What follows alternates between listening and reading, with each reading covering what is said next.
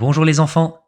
Après avoir découvert hier la joie du service, Déborah veut aider encore plus.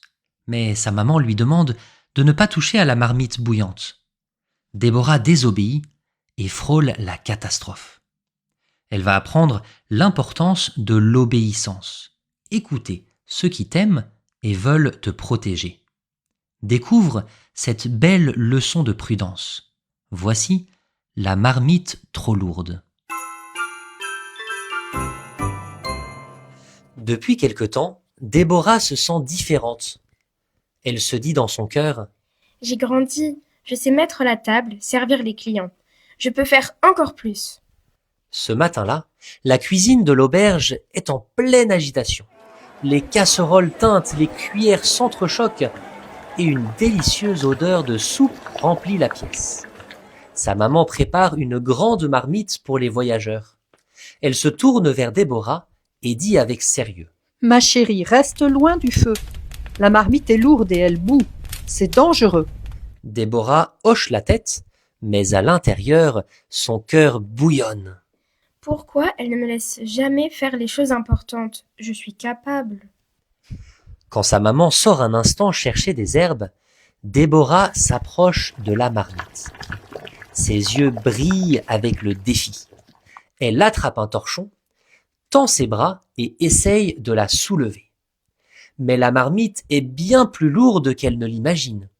Elle penche dangereusement d'un côté. Le couvercle glisse et tombe.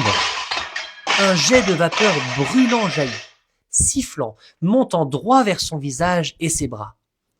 Déborah crie et lâche tout d'un coup en tombant en arrière. Aïe ! Sa mère accourt, son père juste derrière. Déborah, tu vas bien ? La petite hoche la tête, mais ses yeux se remplissent de larmes. Ça fait mal, tellement mal, et son visage et ses bras sont tout rouges. Son père prend rapidement Déborah et plonge ses bras dans un seau d'eau froide. Sa mère trempe un linge dans l'eau froide et le met sur son visage. La douleur diminue peu à peu. Sa peau est sauvée. Sa mère la prend dans ses bras et lui dit : Tu comprends maintenant pourquoi je t'avais dit de ne pas toucher à la marmite ?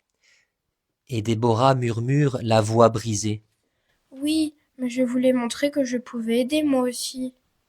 Alors, son père prend une voix ferme, mais pleine d'amour. Il y a des choses que nous te demandons de ne pas faire.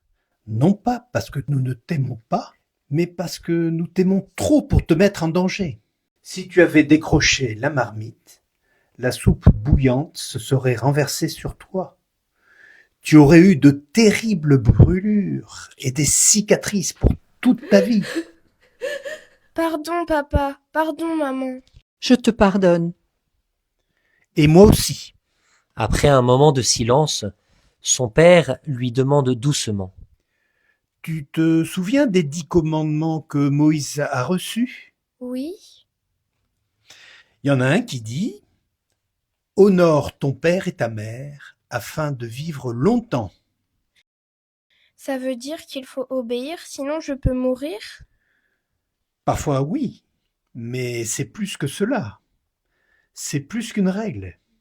C'est une promesse de Dieu. Quand tu écoutes ceux que tu aimes, ceux qui t'aiment, tu es protégé et tu grandis mieux. Déborah hoche la tête, essuie ses larmes et dit d'une voix douce : Je suis désolée, maman. J'aurais dû t'écouter. Sa maman l'embrasse sur le front et lui dit : Tu sais, même Ruth a obéi à sa belle-mère. Grâce à cela, Dieu lui a préparé quelque chose de beau. Déborah regarde ses mains encore un peu rouges, puis un faible sourire illumine son visage.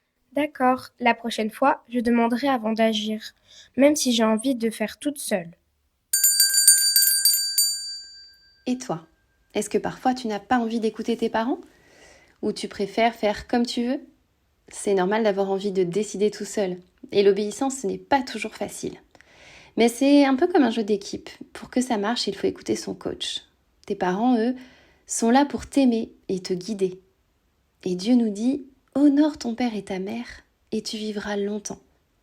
Alors aujourd'hui, Relève ce petit défi d'obéissance. Essaie d'écouter du premier coup tes parents, sans soupirer ni râler. Tu peux aussi essayer de ranger ta chambre et mettre la table sans discuter.